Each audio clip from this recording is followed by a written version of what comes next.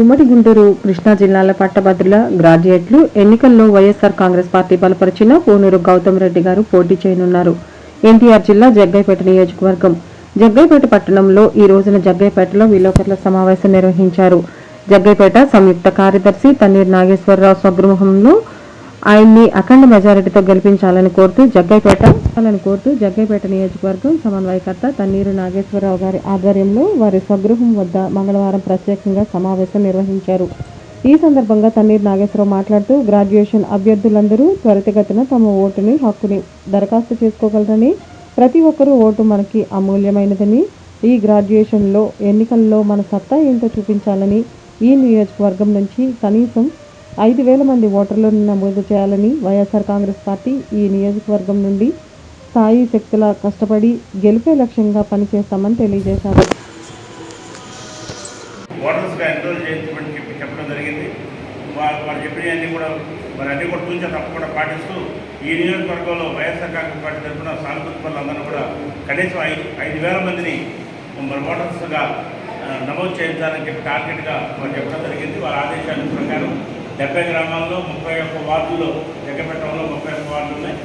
అన్నింటిలో కూడా అందరినీ సమీకరించి అందరినీ కూడా ఓటర్స్గా నమోదు చేయడమే కాకుండా మార్చిలో జరిగే ఎన్నికల్లో వైఎస్ఆర్ కాంగ్రెస్ పార్టీ బలపరిచిన అభ్యర్థిని గెలిపించే వరకు కూడా జగ్గైపేట నియోజకవర్గం తరఫున అందరూ కూడా కృషి చేస్తామని చెప్పి తెలియజేసుకుంటూ, మరి 2-3 రోజుల క్రితమే నన్ను నియోజకవర్గ సమన్వయకర్తగా జగన్మోహన్ రెడ్డి గారు నియమించడం జరిగింది. వారు నాపై ఉంచిన నమ్మకాన్ని, విశ్వాసాన్ని నేను తప్పనిసరిగా నిరూపించుకొని ఈ నియోజకవర్గాన్ని రాబోయే రోజుల్లో వైఎస్ఆర్ కాంగ్రెస్ పార్టీ తరఫున పటిష్టపరిచి 2029 ఎన్నికల్లో వైఎస్ఆర్ కాంగ్రెస్ పార్టీ జెండా ఈ నియోజకవర్గంలో రెపరెపలాడే విధంగా చేస్తానని చెప్పి ఒక 10 నుంచి 15 రోజుల మధ్యలోనే పార్టీ కార్యాలయాన్ని కూడా చూస్తా ఉన్నాం. త్వరలోనే ఒక పెద్ద ఎత్తున సమావేశాన్ని ఏర్పాటు చేసి ఆ రోజున ఈ పార్టీ కార్యాలయాన్ని కూడా ఏర్పాటు చేసి ప్రారంభించి ఈ నియోజకవర్గ ప్రజానికానికి కానీ వైఎస్ఆర్ కాంగ్రెస్ పార్టీ శ్రేణులు కానీ అందుబాటులో ఉంటారని, నియోజకవర్గంలో ఎవరు కూడా నిరుత్సాహంగా ఉండాల్సిన అవసరం లేదు. వైఎస్ఆర్ కాంగ్రెస్ పార్టీ శ్రేణులకి అర్ధరాత్రైనా అపరాత్రైనా తప్పనిసరిగా నేను తోడుంటానని చెప్పి సందర్భంగా తెలియజేస్తాం. కనుక వాళ్ళకి చూపించినట్లయితే అది టిక్ చేసుకుని వెళ్ళిపోతారు, ఆటోమేటిక్గా మీకు ఓటు వచ్చినట్టు. ఇప్పుడు మనం కాగితాలు తీసుకెళ్ళి ఇస్తాము. ఇది ప్రభుత్వం మంది లేదు కాబట్టి దీని అందరూ కూడా చేస్తారేమో అనుకోవచ్చు. అది ఎవరు చేయడానికి వీలేదు. దీని కింద స్లిప్ ఒకటి ఉంది, ఆ స్లిప్ కట్ చేసి పంపిస్తారు. అది ఇస్తే మనకి ఓటు నమోదయ్యేటి కింద లెక్క అవుతుంది. కాబట్టి ఎటువంటి పరిస్థితుల్లో మీరు ఇబ్బంది పడాలి. ఇంకొక డౌట్ కూడా వస్తుంది. జగ్గైపేటలో ఉన్నారు, 3 సంవత్సరాలు ఖాళీగా డిగ్రీ చదివి జగ్గైపేట వీధులు తిరగడానికి ఇష్టపడగల తల్లిదండ్రులు కూడా వాళ్ళు హైదరాబాద్లోనో విజయవాడలో ఎక్కడికక్కడ పనిచేస్తారు. అటువంటి వాళ్ళకు కూడా ఓటు ఉంటుంది. వాళ్ళు ఇక్కడ ఆధార్ కార్డు ఉంటుంది కాబట్టి ఆ ఆధార్ కార్డు అవన్నీ కూడా తీసుకుని మనం దీన్ని ఓటు నమోదు చేయించి ఇక్కడే మనం హ్యాండ్ ఓవర్ చేయడం పెట్టాం. ఆ బ్యాంక్ అది ఒకవేళ కనుక ఇంటికి సంబంధించినటువంటి మీ అందరూ కలిసి వెళ్ళేవాల్సిన కన్నా ఇంటిలో ఒక మనిషి ఇస్తే సరిపోతుంది. లేదంటే మన పార్టీగా అది ప్రతి ఒక్క మనిషి ఒక 10 అప్లికేషన్ ఇవ్వడానికి వీలు పడుతుంది. ఇదే కాకుండా ఒక ఇనిషియేషన్ ఉంది, ఈ ఇనిషియేషన్ ఉంది. ఈ ఇనిషియేషన్ సంబంధించిన 70 మంది ఉంటే ఒక మనిషి ఈ ఇనిషియేషన్ తరఫున వెళ్ళి ఇస్తే ఎంతో ఆటోమేటిక్గా అది రిజిస్ట్రేషన్ చేస్తారు. మనకి ఓటు లభించేటువంటి పద్ధతులు ఇది బేసికల్గా ఉండేటువంటి ఇది బేస్ చేస్తుంది. ఈ లెక్క ప్రకారంగా మనకి సంబంధించినంత వరకు కూడా మిమ్మల్ని ఇక్కడ జగ్గైపేటలో వచ్చినటువంటి పరిణామాలను ఎంపిక చేసి మేము ముందుకు పంపించడం అనేటువంటి జరిగిందంటే జగన్మోహన్ రెడ్డి గారి అధ్యక్షుడుగా జరిగారు. ఆయన నాయకత్వంలో భవిష్యత్తులో ఈ జరిగినటువంటి నష్టాన్ని కూడా పూర్చుకునేటువంటి పద్ధతిలో మనందరం కూడా చేయాల్సి ఉంటుంది. ఆ దేశాన్ని బట్టి జగన్మోహన్ రెడ్డి గారి హవా తగ్గితే పార్టీ తగ్గుతుందేమో కానీ వ్యక్తులుగా విడితే మొత్తం పోతుందని అనుకోవడం మాత్రం అవాస్తవం, కరెక్ట్ కూడా కాదు. మరి ఆ తరుణంలో మనం చేయవలసినటువంటి మనం తీసుకోవాల్సినటువంటి జాగ్రత్తగా తీసుకుంటాం. ఇవాళ నేను కూడా ఆయన చెప్పింది ఇంపార్టెంట్ లీడర్స్ వరకు నియోజకవర్గంలో వాళ్ళందరినీ కూడా మనం ఈ పిలిచినటువంటి సందర్భంలో ఆల్రెడీ వాటి స్టార్ట్ అయ్యి ఈ ఎమ్మెల్సీకి సంబంధించినటువంటి అన్నీ కూడా వాటి స్టార్ట్ అయ్యి రేపు 30వ తారీఖు వరకు మొదలైనటువంటి 6వ తారీఖు వరకు కూడా అవకాశాలు ఇచ్చినప్పటికీ కూడా మనం 30వ తారీఖు వరకు లోపే మన ఓటర్స్ జాయిన్ చేసుకోవాలి అనేటువంటి పెట్టాం. రాజకీయాలు కూడా మన తర్వాత మాట్లాడినప్పటికీ కూడా దీనికి సంబంధించినంత వరకు కూడా 2021 సంవత్సరం వరకు అంటే అప్పటికి డిగ్రీ పూర్తయి ఉన్నారు. 22, 23, 24 డిగ్రీ పూర్తయితే వాడికి ఓటు రాదు. 21 నుంచి డైరెక్ట్ 37 వాడికి కూడా డిగ్రీ కానీ పాస్ అయితే అతనికి కూడా ఓటుకి అర్హుడే. పాత ఓటర్ లిస్ట్ ఉంటాయి జనరల్గా. ఆ ఓటర్ లిస్ట్ అనేటువంటి ఈ గ్రాడ్యుయేట్ అసెంబ్లీకి ఉండవు, గ్రాడ్యుయేట్ కాన్స్టిట్యున్సీకి ఉండవు. అది ఎక్కడ ఉండదు, భారతదేశం అన్నింటిలో కూడా. అలాగే మనం ఫ్రెష్గా చేయాలి. లాస్ట్ టైం ఓట్ వేసాను కాబట్టి అని అంటే లాస్ట్ టైం ఓట్ వేసినప్పుడు వరకు కూడా వారు మరలా జాయిన్ అవ్వాల్సినటువంటి బాధ్యత ఉంటుంది. అది మనం జాయిన్ చేయాల్సిన బాధ్యత. ఇది దీనికి సంబంధించి ఒక 3 కాగితాలు మనకు కావాలి. అప్లికేషన్ ఫామ్స్ నేను అన్నీ కూడా మనం ఎన్నైతే టార్గెట్ పెడుతున్నామో అన్నీ కూడా నాగేశ్వరరావు గారికి అందజేసి పెడతాను. ఒకటి డిగ్రీ సర్టిఫికేట్ కానీ ప్రొవిజనల్ సర్టిఫికేట్, పాస్ సర్టిఫికేట్ అంటున్నా ప్రొవిజనల్ సర్టిఫికేట్. ఈ provisional certificate photostat, 2 Aadhaar card photostat, ఒక ఫోటో పాస్పోర్ట్ ఫోటో ఒకటి. ఈ 3 దీనికి జత చేయాలి. ఈ ప్రాంతంలో ఉండేటువంటి మున్సిపల్ మున్సిపాలిటీకి సంబంధించినైతే కనుక మున్సిపల్ కమిషనర్ గారికి ఇవ్వాలి. అదేవిధంగా ఈ ప్రతిమా ఈ 3 ప్రాంతాలకు సంబంధించి ప్రతిమా ఇంకా 2 ప్రాంతాలు ఉన్నాయి. అవి 2 కూడా తహసీల్దార్కి ఇవ్వాల్సినటువంటి బాధ్యత ఉంది.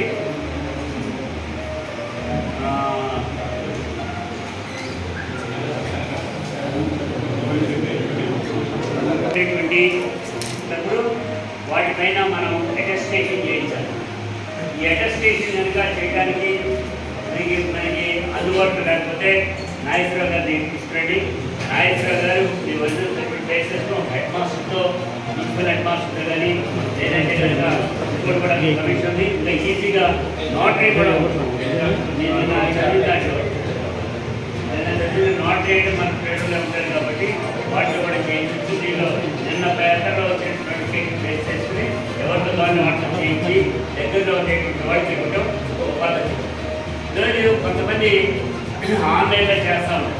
ఆన్లైన్లో చేసి మీ అందరి గురించి చేసుకునేదానికైతే ఓకే. అది కాకుండా ఉన్నట్టయితే నేను ఇందాక ఏదైతే చెప్పానో పాస్ సర్టిఫికేటు, అదేవిధంగా ఆధార్ కార్డు, పాస్పోర్ట్ ఫోటో ఇవన్నీ కూడా వాట్సాప్లో మెసేజ్ చేయడం. నెంబర్ మీకు ఫార్వర్డ్ చేస్తాం. నాగేశ్వర గారి ద్వారా నేను కూడా మీకు ఫార్వర్డ్ చేస్తా. బాబు ఈ ఫార్వర్డ్ చేసినటువంటి ఫార్వర్డ్ చేస్తే నేను అప్లోడ్ చేసేసి చేస్తాను.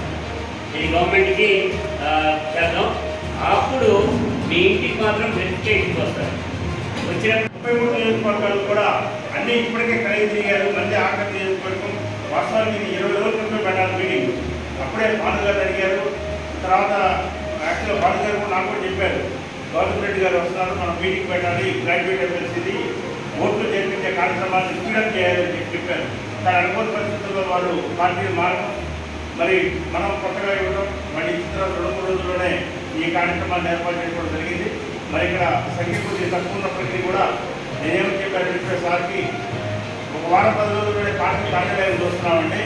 వారం 10 రోజుల్లోనే పార్టీ కార్యాలయం చూసిన తర్వాత దాన్ని పెద్దగా జిల్లా నాయకులు అందరూ కూడా చూసి మీరు కూడా వద్దురు కానీ అందరూ ఆధ్వర్యంలో పార్టీ కార్యాలయాన్ని ప్రారంభిద్దాం.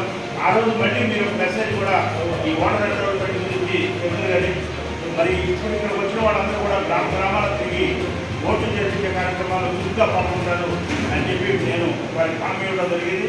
మరి ఈ నేపథ్యంలో మరి అభ్యర్థిగా మన ముందుకు వచ్చినటువంటి గౌతమ్ రెడ్డి గారిని మేము ముందు మాట్లాడవలసిందిగా కోరుతాము. మరి ఈ టైంలో అభ్యర్థిగా రావడానికి కూడా ఎవరు కాదు. ఎందుకు మరి డబ్బులు ఖర్చు మనం ఏది జరుగుతుందో తెలియదని. కానీ గౌతమ్ రెడ్డి గారు మాత్రం పార్టీ ఆదేశానుసారం నష్టమైన నిలబడతాను పార్టీకి అని చెప్పి ఇప్పుడు వారి కూడా సుదీర్ఘ అనుభవం అడ్వకేట్గా విజయవాడలో పాలసీలో. అందరికీ నమస్కారం. ఈరోజున జగ్గైపేటలో ఉన్న వైఎస్ఆర్ కాంగ్రెస్ పార్టీ శ్రేణులందరినీ ఉద్దేశించి మాట్లాడడానికి ఇక్కడికి రావడం జరిగింది. జగన్మోహన్ రెడ్డి గారు ఈ మధ్యకాలంలో జరిగినటువంటి సంఘటనలు బేస్ చేసుకుని జగ్గైపేటకి నాగేశ్వరరావు గారిని సమన్వయకర్తగా నియమించడం జరిగింది.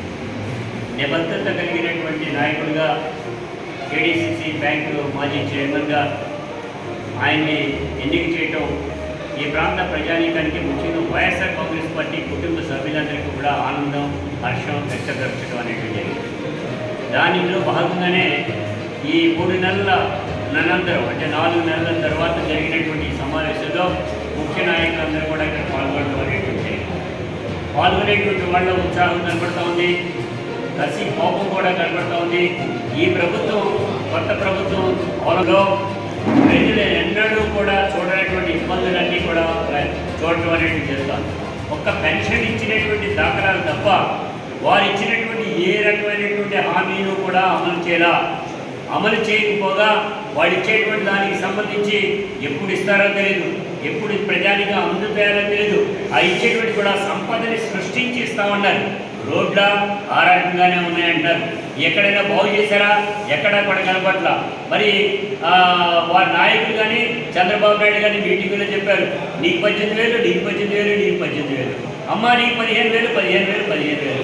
ఈ 15,000 ఏమైంది, 18,000 ఏమైంది, ఎప్పుడు ఇస్తారు, ఏ రకంగా ఇస్తారు? గ్యాస్ సిలిండర్ ఏమైంది, లేదంటే ఉచిత బస్సు ఏమైంది, సూపర్ ఏమైంది, 6 ఏమైంది, ఏమీ కూడా కనపడేటువంటి పద్ధతిలో మీరు మాట్లాడేటువంటిది సంపద సృష్టించి ఇచ్చేటువంటి పద్ధతి. రెండో పక్కన నిరుద్యోగులందరినీ కూడా ఇక్కడ లేకుండా చేస్తామనేటువంటి చెప్పడం జరిగింది. 20 లక్షల ఉద్యోగాలు డైరెక్ట్గా 5 సంవత్సరాలు ఇస్తామన్నారు. మరి ఫస్ట్ సంవత్సరంలోనే మొట్టమొదటికి ఇవ్వాలంటే ఒక 15,000 ఉద్యోగాలు ఇచ్చి అసలు మెగా డిఎస్సి పెట్టేసామనేటువంటి మాట మాట్లాడుతున్నారు. 20 లక్షల ఉద్యోగాల్లో ఈ 15,000 ఇస్తే ఏ రకంగా సరిపోతుంది? ఎక్కడ నిరుద్యోగులందరూ కూడా ఆహాకారాన్ని పెడతా ఉన్నారు అనేటువంటి కనబడతా ఉంది. వాళ్ళు మేము చెప్తాం, 100 రోజుల పరిపాలనలో విద్యార్థులు రోడ్డు మీదకి ఎక్కారు, మెడికల్స్ రోడ్డు మీదకి ఎక్కారు, ఆయాలు ఎక్కారు. అదే